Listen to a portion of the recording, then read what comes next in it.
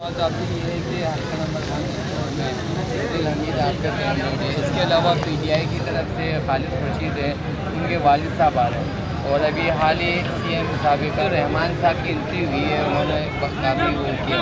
اس حوالے سے آپ کی کیا تیاریاں ہیں؟ واقعی آپ کو امید ہے اپنے امیدوار کے لیے؟ دیکھیے الیکشن ہے, الیکشن میں ہر پارٹی اپنے امیدوار کی کمپین کرتے ہیں. پاکستان تحریک انصاف اپنے منشور کے مطابق یا اپنے حالات کے مطابق وہ خورشید صاحب میدان میں ہیں, اس کے لیے کمپین کر رہے ہیں. تحریک انصاف اپنی کمپین کر رہی ہے, مسلم لیگ نون اور اس کی ٹیم اپنی کمپین کر رہے ہیں. تو پاکستان پیپلز پارٹی نے اپنی ٹیم کے ذریعے سے امت صاحب کی کمپین کرنی ہے. تو ہماری بھی ٹیمیں, ایڈوانس ٹیمیں وہاں پہ پہنچی ہیں, تو کمپین ہماری بھی شروع ہے. اور ہماری سکردو سے ایک ٹیم استور پہنچی ہے, دیامر اور استور کی تنظیمیں بھی وہاں پہ پہنچے ہیں. کل گلگت سے ٹیمیں استور پہنچیں گی. تو اگلے کچھ دنوں میں آپ استور کے اندر بڑی گہما گہمی آپ دیکھیں گے. ہر طرف سے ہر پارٹی اپنے حساب سے کمپین کرے گی. ہم بھی اپنی کمپین انشاءاللہ تعالیٰ کریں گے. تو امید ہے کہ پاکستان پیپلز پارٹی کے جو ورکرز ہیں وہ سب ایک ٹیم ورک کے تحت ہم سب وہاں پہ لوگوں کے پاس جائیں گے, موبلائز کریں گے, ان سے پاکستان پیپلز پارٹی کے لیے ووٹ لیں گے. صورتحال جو بن رہی ہے, فرض کریں کہ خورشید صاحب جیتے ہیں, تو خورشید صاحب کو تحریک انصاف کی اکیلی نشست ہوگی اسمبلی کے اندر. ان کی تو کوئی سیٹ ہے نہیں, وہ 22 پہلے لے چکے تھے, تو 23 میں وہ لے کے جائیں گے تو بھی اس کا تو کوئی امپیکٹ ہوگا نہیں. اور فرمان صاحب کی سیٹ کا بھی کوئی اتنا زیادہ امپیکٹ آنے کا چانس کم ہے. تو یہ جو سیٹ جس کے اوپر ہم کام کر رہے ہیں, تو پاکستان پیپلز پارٹی جو کہ ہم یہ سمجھتے ہیں کہ ہم نے گلگت بلتستان کے اندر جو ہمارا منشور ہے, ہم نے اپنے منشور کے مطابق کام کرنا ہے اور استور کے تعمیر و ترقی کرنی ہے. اور استور کے اندر بھی جو ڈیولپمنٹ کی سکیمیں جو بنی ہوئی تھی وہ آلموسٹ میچور بھی ہیں. ان کی امپلیمنٹیشن کا ایشو ہے اور آن وارڈ ڈیولپمنٹ کا ایشو ہے.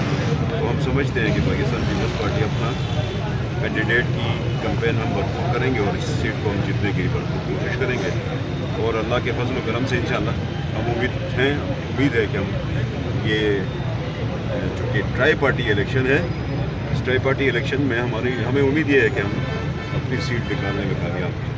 دوسرے سر پی ٹی آئی والے کہتے تھے کہ ہم اپنی سیٹ آگے کسی کو دیتے نہیں. ابھی خالد خورشید صاحب کے والد صاحب اس سیٹ میں آ رہے ہیں, تو ان کے پاس کوئی نمائندے نہیں تھے. وہ آپ پہ کلیم کرتے تھے کہ آپ والد نمائندگی کرتا ہے, پھر بیٹا کرتا ہے.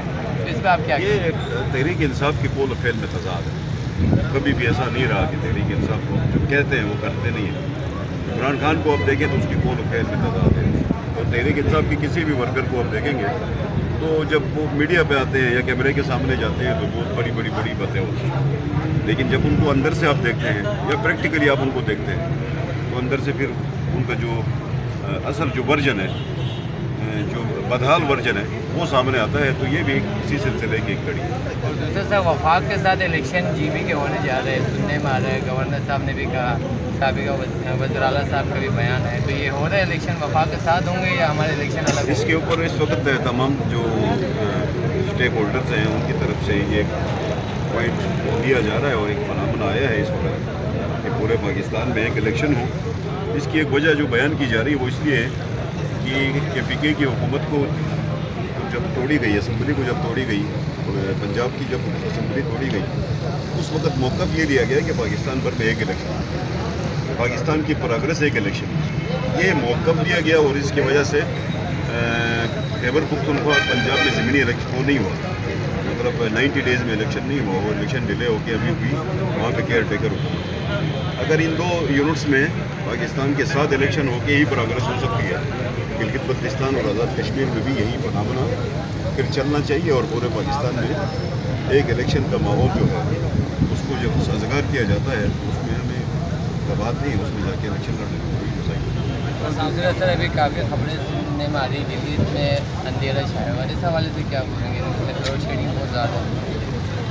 دیکھیں آپ گرمیوں میں ہمارے پاس لوڈ شیڈنگ اس قدر نہیں ہوتی, سردیوں میں بہت زیادہ ہوتی ہے. گرمیوں میں ہمارے پاس پانی کی قلت نہیں ہوتی, تو آپ کی پاور جنریشن پورا کا پورا ہوتا ہے. تو ہمیں ایک طرف تو جو آپ ڈیو کا جو آمد ہے اس میں بہت زیادہ کرائسس کا شکار ہو. لیکن میں کچھ اور کہنا چاہتا ہوں کہ ہمارا ٹوریزم اس سیزن میں گلگت بلتستان کے لوگوں کے پاس پوری دنیا سے لوگ آتے ہیں. تو یہ جو ماحول گلگت بلتستان میں تھوڑا سا بنا ہے ایک دوسرے کے خلاف جو مطلب اجتماعات کر کے تقریریں کر کے جو تلخی تھوڑی بہت جو بنی ہے اس کو ختم کرنے کی ضرورت ہے. اس کو ختم کریں جلدی سے.